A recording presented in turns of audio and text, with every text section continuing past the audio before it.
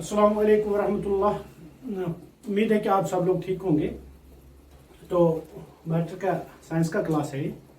इससे पहले जो हमने पिछले लेसन में पढ़ा हुआ था वो था मेंडलीव्स पीरियोडिक क्लासिफिकेशन। तो मेंडलीव्स पीरियोडिक क्लासिफिकेशन की जहाँ तक बात थी, मेंडलीव ने 63 एलिमेंट्स की क्लासिफिकेशन की हुई थी। लेकिन उसके बाद क्या हुआ कि जब उसने क्लासिफिकेशन की उसमें थोड़े से लिमिटेशंस आ गए। वो मैंने उस दिन भी आपको बताया था कि क्या क्या लिमिटेशन आया। सबसे पहले उसमें लिमिटेशन आया कि आइसोटोप्स की जगह वो डिसाइड नहीं कर पाया। मैंने समझाया था आपको उसमें आइसोटोप क्या होता है। Those elements which have same atomic number but different atomic mass. Elements में कुछ ऐसे एलिमेंट्स हैं जिनका जो मतलब दो से ज्यादा शक्लों में पाए जाते हैं, दो से ज्यादा सूरतों में, दो या दो से ज्यादा सूरतों में पाए जाते हैं। जैसे हमारे पास क्लोरीन है, क्लोरीन का एटॉमिक नंबर जो है वो 17 है, लेकिन एटॉमिक मास जो है दो क्लोरीन है हमारे पास। एक का एटॉमिक मास 35 है, दूसरे का 37 है। तो इसका मतलब है हमारे पास क्लोरीन 2 है। इसी तरह यूरेनियम है, इसी तरह कार्बन है, इसी तरह हाइड्रोजन है। ये कुछ एलिमेंट्स हैं जो दो या दो से ज्यादा सूरतों में पाए जाते हैं, लेकिन जबकि उनका एटॉमिक मास जो होता है वो डिफरेंट होता है और एटॉमिक नंबर सेम होता है। और इसी चीज को Mendeleev's periodic table, periodic classification, वो इसको जस्टिफाई नहीं कर पाया था मेंडलीव उस वक्त। तो इसलिए एक तो ये था कि पोजीशन ऑफ आइसोटोप उसमें वाजिया नहीं थी। इसी तरह उसमें कोबाल्ट और निकल का जो मैंने बोला था, उसने कोबाल्ट को पहले लाया था, निकल को बाद में लाया था। कोबाल्ट का ये 58.7 था, 58.9 था, निकल का 58.7 था। तो उसमें वो था पहले वो इंक्रीजिंग, जबकि उसका ला था इंक्रीजिंग एटॉमिक मास, लेकिन उसने पहले कम वाले को लाया फिर ज्यादा वाले को, और उस चीज को एक्सप्लेन नहीं कर पाया था।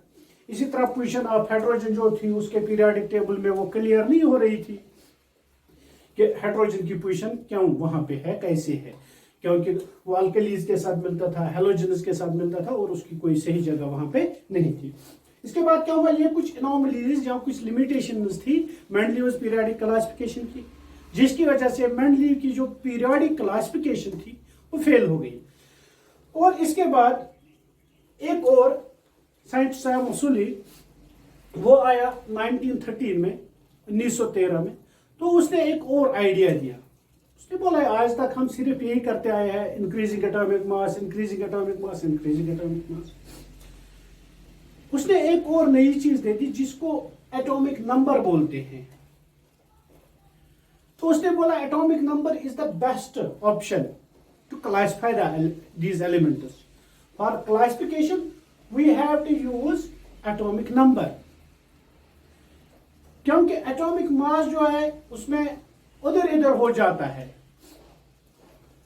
दो एलिमेंट्स का एटॉमिक मास सेम हो सकता है, atomic number increases one after another, एक के बाद एक, 1 2 3 4 5। No two elements can have same atomic number. कभी भी दो एलिमेंट्स का एक जैसा एटॉमिक नंबर नहीं हो सकता है। तो उसने बोला the best thing for classification is atomic number. तो उसने इस चीज को बता दिया उस वक्त। तो ये उसकी तो एक्सप्लेनेशन क्या दी, मतलब मेंडलीव के पीरियोडिक क्लासिफिकेशन में जो कमियां रह गई, ये जब एटॉमिक नंबर इसने दे दिया तो इसने उन कमियों को कैसे दूर किया, वही हम डिस्कस करेंगे अभी। तो जब इसने मसूली ने एटॉमिक नंबर का कंसेप्ट दिया, तो ये सब चीजें जो उस पीरियोडिक क्लासिफिकेशन में लिमिटेशंस रह गई थी। सबसे पहले लिमिटेशन कौन सी थी, isotopes, position of isotopes, adjustment of isotopes. जैसे कि उसने यहां पे क्लोरीन को रखा था, ठीक है, क्लोरीन का एटॉमिक मास जो है 35 उसने दिखाया था यहां पे, लेकिन दूसरा क्लोरीन जो है इसके पास क्लोरीन के बाद उसने कोई और एलिमेंट वहां पे दिखाया था, ठीक है ना। तो आर्गन मानो, ये 40 मान लेते हैं। तो इसके बाद इसने जो क्लोरीन दूसरा है जिसका 37 है, इसको इसने कहीं पे एडजस्ट नहीं किया था, इसकी पोजीशन कहीं पे नहीं थी, ये लिमिटेशन थी। लेकिन अब यहां पे जब हम एटॉमिक नंबर की बात करते हैं, atomic number is permanent for a particular element. ये एक एलिमेंट के लिए परमानेंट है, अपना है, इसमें कोई चेंज नहीं है। तो क्लोरीन का एटॉमिक नंबर जो है वो 17 है। चाहे अब क्लोरीन 35 है, चाहे क्लोरीन 37 है, दोनों का एटॉमिक नंबर क्या है? 17। यानी कि we can adjust both of them at one place.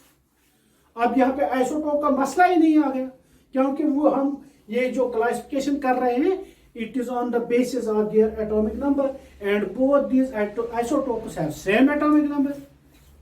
इन दोनों आइसोटोप्स का एटॉमिक नंबर क्या है? सेम है। इसलिए यहाँ पे तो आइसोटोप की बात ही नहीं आ गई, तो मसला ही खत्म हो गया, हो गई ये एक एनॉमली। दूसरी एनॉमली थी कि उसने पहले निकल को लिखा था, फिर कोबाल्ट को लिखा था। ठीक है ना? पहले कोबाल्ट फिर निकल। तो लेकिन यहां पे क्या है, कोबाल्ट का था 58.7, इसका 58.9, निकल का 58.9। तो उसने पहले निकल लिखा था, फिर कोबाल्ट लिखा था। ठीक है ना? कोबाल्ट का 58.9 सॉरी, और इसका 58.7 ऐसे लिखा था उसने पहले कोबाल्ट लिखा था, फिर निकल लिखा था। यानी कि उसने पहले बड़ा वाला लिखा था 58.9 और बाद में लिखा था 58.7। यहां पे भी वैसे ही है, लेकिन इनका जो एटॉमिक नंबर है, कोबाल्ट का 27 है, निकल का 58 है। एटॉमिक मास की बात ही नहीं आ रही यहां पे। तो यहां पे वो ठीक पहले 27 से आएगा, उसके बाद 28 आएगा। तो ये एनॉमली भी खत्म हो गई, क्योंकि हम on the base of their atomic number classification कर रहे हैं, एटॉमिक मास की तरफ तो बात ही नहीं है। तो ये एनॉमली भी खत्म हो गई। तीसरी थी पोजीशन ऑफ हाइड्रोजन। तो ये जो पीरियोडिक टेबल है, it is on the base of atom. जब हम एटॉमिक नंबर की बात करते हैं तो उसके साथ एक और चीज रिलेट होती है, इलेक्ट्रॉनिक कॉन्फ़िगरेशन। असल में एटॉमिक नंबर होता क्या है, हम इस बात पे आएंगे। थोड़ा सा मैं आपको इस बारे में बताऊं। एटॉमिक नंबर होता है, हर एक एटम जो होता है, एटम जो बना हुआ होता है, उसमें होता है electrons, protons, neutrons. For example ये एक इलेक्ट्रॉन है, ये इसका न्यूक्लियस होता है, इसमें प्रोटॉन्स और न्यूट्रॉन्स होते हैं। Protons are positively charged, neutrons are neutral. और इसके इर्द गिर्द कुछ शेल्स होते हैं या ऑर्बिट्स होते हैं। तो इनमें इलेक्ट्रॉन्स होते हैं। ये इलेक्ट्रॉन्स जो होते हैं, these are negatively charged electron, negative, ये पॉजिटिव। ठीक है? तो अब ये इलेक्ट्रॉनिक कॉन्फ़िगरेशन क्या होती है? Electronic configuration is simply the arrangement of electrons, the number of electrons distributed पर शेल। हर एक शेल में कितने इलेक्ट्रॉन डिस्ट्रीब्यूट होते हैं। मतलब ये नहीं है ये अलग अलग रूम है, इस रूम में 2 आएंगे, उसमें 3, उसमें 4, उसमें 5, ये डिस्ट्रीब्यूशन। 2 वाले में 4 नहीं भर सकते, 8 वाले में 10 नहीं भर सकते। ठीक है ना? कम हो सकते हैं, ज्यादा नहीं हो सकते। So this arrangement is known as electronic configuration. तो एटॉमिक नंबर के साथ इलेक्ट्रॉनिक कॉन्फ़िगरेशन वाबस्ता है, जरूरी है। तो ये जो क्लासिफिकेशन है, it is basis is electronic configuration. तो इसमें जो बेसिक है वो इलेक्ट्रॉनिक कॉन्फ़िगरेशन की बुनियाद पे, the elements having same electronic configuration comes in same group. वो हम बाद में देखेंगे कितने ग्रुप्स है, कैसे है, क्या है, वो हम आराम से देखेंगे कि एक जैसे इलेक्ट्रॉनिक कॉन्फ़िगरेशन वाले एलिमेंट्स एक ही ग्रुप में आ जाते हैं। तो हाइड्रोजन की जहां तक बात है, हाइड्रोजन को इस पीरियोडिक टेबल में बिल्कुल उसमें एक, उसका एटॉमिक नंबर 1 है। It means it has 1 electron.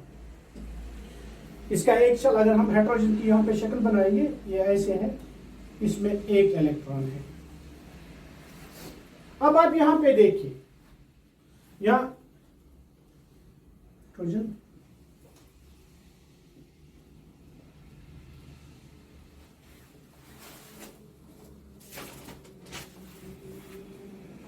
और यहां पे आप हीलियम देखेंगे, हीलियम का 2 है, इसमें 2 इलेक्ट्रॉन है। ठीक है, तो यहां पे आप देखिए हाइड्रोजन में जो बैरूनी शेल है, यानी कि एक ही शेल है, इसमें कितने इलेक्ट्रॉन है? 1 है। अब यहां पे आप देखिए लिथियम, इसमें पहले शेल में जो है 2 इलेक्ट्रॉन आते हैं, दूसरा जो है उसमें 8 आ जाते हैं, 1 से 8 तक, तीसरे में भी 8 आते हैं। समझ में आती है बात? तो हम इतने ही बात करेंगे। तो ये देखिए पहले शेल में कितना इलेक्ट्रॉन है? 1 इलेक्ट्रॉन है। तो ये एक ग्रुप है हाइड्रोजन। नीचे है लिथियम, सोडियम, पोटेशियम, अगर हम नीचे नीचे जाएंगे रुबिडियम, सीशियम, फ्रेंशियम। ठीक तो यहां पे आप लिथियम का इलेक्ट्रॉनिक कॉन्फ़िगरेशन देखेंगे। पहले शेल में इसको 2 इलेक्ट्रॉन है, 1 और 2 हो गया पहला शेल कंप्लीट। अब दूसरे में इसके पास कितने? इसके पास कुल 3 है, तो दूसरे में इसका 1 इलेक्ट्रॉन है, यानी कि इसमें भी 1 ही इलेक्ट्रॉन है बाहर वाले शेल में।